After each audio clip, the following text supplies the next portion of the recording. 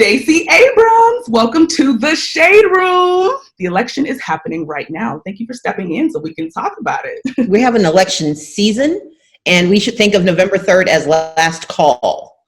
So you don't want to be caught at last call trying to get in and get what you need. You want to have taken care of it. You want it to be just a day that you get to hang back, call your friends, remind them to go and do it, because you've already made your plan. You've already cast your vote. You're ready. Exactly. So speaking of, there's been a lot of voter suppression happening in Georgia, all around the country. There's like 11-hour wait times in some of these lines at polling stations. Can you explain some of the ways that, aside from long lines, the Black and Brown communities are being targeted by voter suppression? Sure. So voter suppression has three ways it makes itself known. One, can you register and stay on the rolls? And probably the worst example we've seen of this year are all of those ex-offenders, returning citizens in Florida who were given the right to vote by the people and then had it taken away by the governor, by the Republican state legislature, Republican governor, and then by the courts.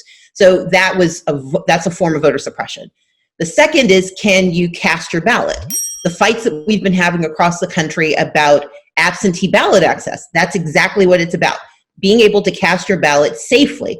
We know that voting by mail is accessible, it's safe, it's secure, and we want as many people to have it as possible. And so any state that you live in where they won't let you vote by mail, that's a form of voter suppression. But the other piece is moving your polling place, shutting it down without giving you adequate notice. There are going to have to be some changes this year. We know that because of COVID. We know because there's some places like schools where they just simply can't accommodate voting. But it's not enough to say that you can't be there. They've got to let you know in time to let you know where else to go. And then the third is, does your ballot get counted? That's what we're watching in North Carolina, where a lot of absentee ballot folks sent their ballots back in, didn't realize they had to sign it, didn't realize they had to have a witness, and they're being told that, luckily, they're being told now that they can get that fixed. And so we need, especially Black voters in North Carolina, if you voted by mail and think there might be a problem with your ballot, because Black voters are more likely to be rejected in North Carolina, double check. Because across the country, the good work that Fair Fight and other groups have done is make it easier to push back against voter suppression. We can't end it, but we can mitigate it. But the question is, are they making it hard for you to register and stay on the rolls, to cast your ballot, or for your ballot to get counted? Honestly, COVID is making a lot of people worry. Like, okay, this election has to be different than in the past because, places are shut down, this and that. We don't want them using that as an excuse to suppress our vote and be like, oh, we changed this, we did that, whatever, Another thing that you mentioned that was really interesting is, honestly, I wish like every state had the same rules, like the same color pen, like, ink to use, the same, you have to sign your ballot, because it's so hard to get the word out on a national level about all the things that people need to be worried about on their ballot. So we want to know, how did you get involved in the fight against voter suppression? Well, one of the ways I got involved was because my parents had to fight as teenagers. They were part of the civil rights movement as teenagers, helping to get the right to vote for Black people in Mississippi in the 1960s. And it was just in our DNA. They raised us to understand that our power is our vote. In a democracy, if you want your voice to be heard, you have to show up and vote. Now, they also taught us to protest in the streets, because that's how you tell people where you stand, and protest at the halls of power. So once people get elected, they don't think they can do whatever they want. But in the middle, at the pinnacle, is casting your ballot. And I will say, in response to your earlier comment, if you go to iwillvote.com, we actually know that the problem of having 51 different rules, 50 states and the District of Columbia, having all these different rules makes it harder. That's why iwillvote.com is a great place to go, because you put in your state and they will tell you all the rules where you live. So you don't have to become an elections expert. All you have to know is how to type in iwillvote.com, and it will give you information about your state. Okay, that's what we all got to do. iwillvote.com, especially if we're voting from home. It's like an open book quiz, you know what I mean? Like, we can have but it's not a quiz where, there's any answers that are wrong. It's just whatever you want.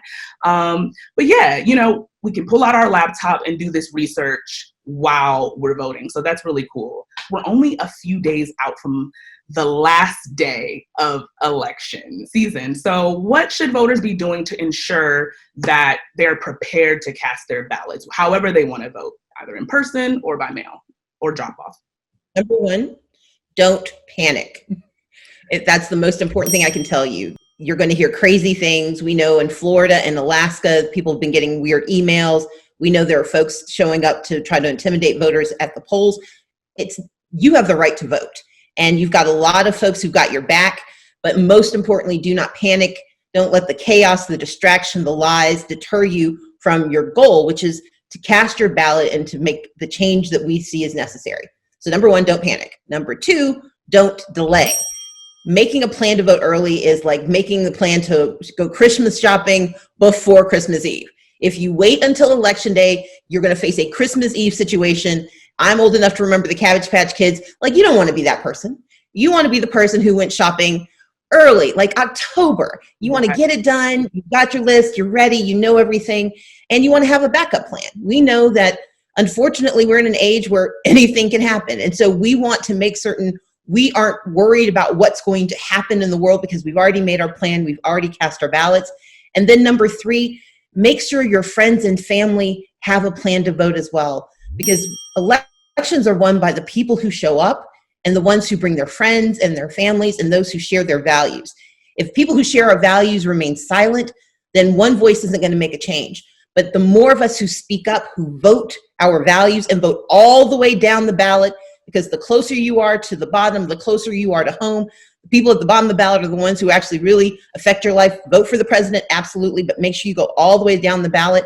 Right. If we do those three things, don't panic, don't delay, and make certain our friends and family have the same plans and are getting it done, then we will have the victories we need on Election Day. Yes. Now, one of the things that you mentioned was like one vote, it matters, but what really matters is when people share our values and we get more of the people who share our values to vote. That's where the change is made. That's where the difference in numbers is made. So what can you say to those? Because, you check the shade room, you read the comments. Well, I'm aware.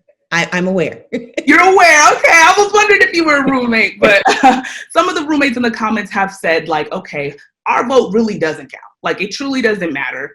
So what do you have to say to those people who feel that way about this election, Number one, you're not wrong. You're not wrong to be suspicious. You're not wrong to despair. You're not wrong to be cynical. Because for so long, we have tried to see change. And unfortunately, the progress we need is slow. It's plodding. And every time we take a step forward, there seem to be people there ready to push us back. But here's the reality. It is better than it was. Things are better than they have been. And the difference is there are more of us now than there have ever been. When people talk about demographic changes, what they mean is that there are a lot of people who've had a long time to be unhappy, who now have the ability to put their votes together with others and make a difference. And we see it in the composition of our Congress. We see it in people who are winning mayor's races and city council races. We see it in who's showing up at the polls. But we have to remember, voting isn't magic. It's not just going to change things. We don't elect saviors. We elect people who work for us. And that means when we vote for them, we are part of a process of hiring someone to do right. And if they don't do right, it's our job to fire them. But in the middle, we got to hold them accountable. I don't know of anybody who would let someone be in charge of their money and not check on them for 2 years or 4 years. And yet that's what we do with politicians. If we want things to be better, we've got to show up and vote. But we've got to show up in the halls of power and protest, and we got to show up in the streets and protest if it's big enough that we don't think we're being heard.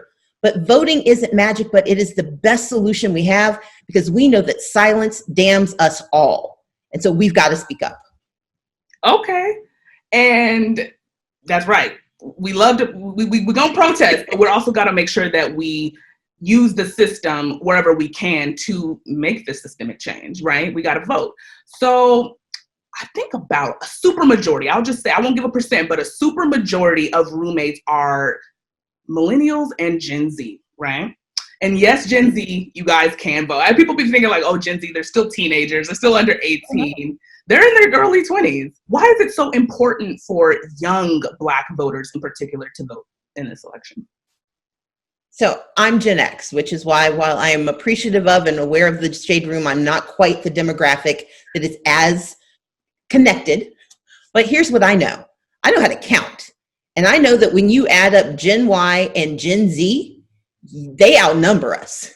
And that's what I'm talking about in terms of the power of this generation, the power of these votes. For years when I voted, I was in the smallest contingent. I was a Gen Xer, a Black Gen Xer trying to change stuff in the South. There weren't a whole lot of us who could get stuff done.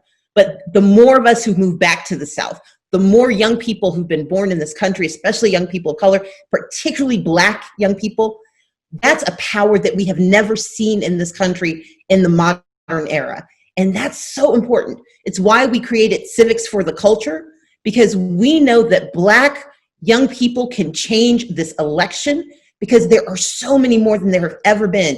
And this is a math problem. The more people who vote, the people who have the same values who vote together, they get what they want. That's why seniors enjoy voting, because they've been getting what they want for a long time. But this is the first time where Gen Z and Gen Y together, with the rest of us coming in, you all can change the future, because voting does work. If it didn't work, they wouldn't be working so hard to stop you from doing it. Right. Exactly. Why are they trying so hard to stop us from doing it? They know we can make waves. And Black people in 2012, for the first time in history, and this is with all the voter suppression that we're being targeted with, we had the highest voter turnout out of any ethnic group in the country. So we can do it again and again and again. We're trending upwards, so we might as well do it, right? So Exactly. So the Fair Fight Action, you're doing so many amazing things with that. You've written a book, made a film. I saw that Selena Gomez partnered with you guys. I'm like, okay, that's just one of the most followed people in the world. No big deal. So why is it so important for you to run this initiative? And just, tell us a little bit about it. I believe in voting, not just because of the act of voting, but because of what voting means. I've got a younger brother who's been in and out of the carceral system.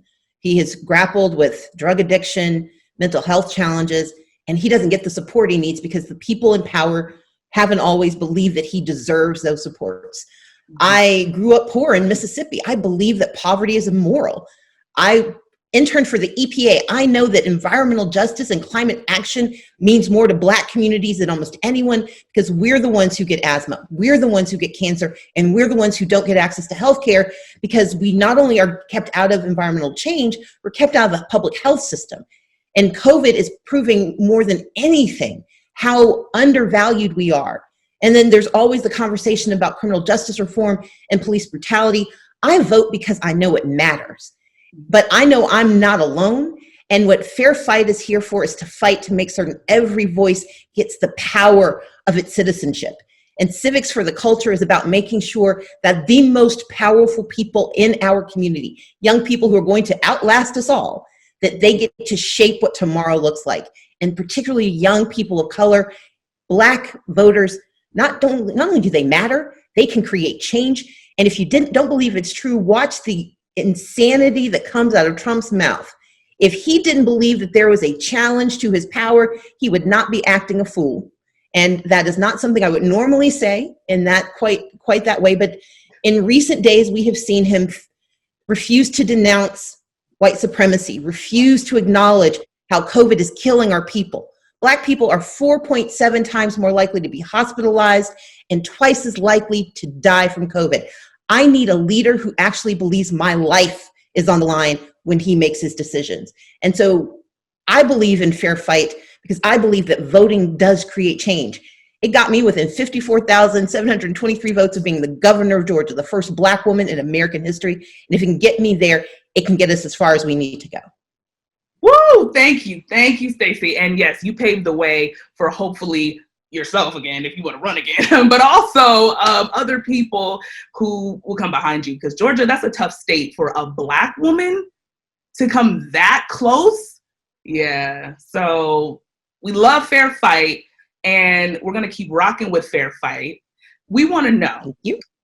Let's say things go our way, up and down the ballot. We get our first choices in this election, right?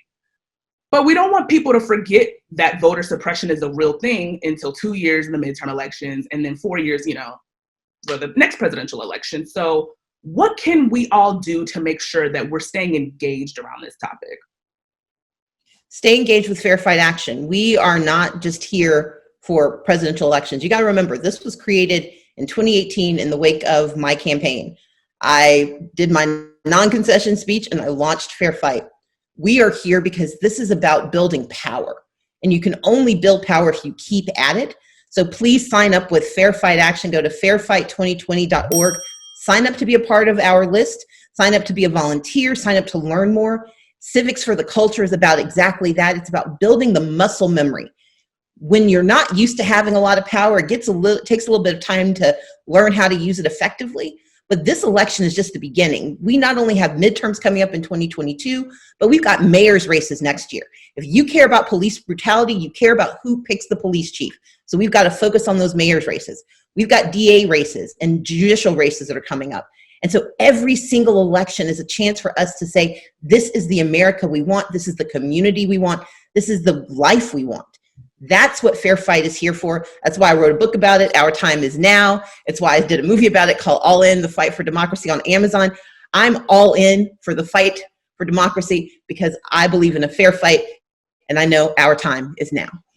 Okay, I just got Amazon. I know I'm late to the party, but I just got Amazon Prime.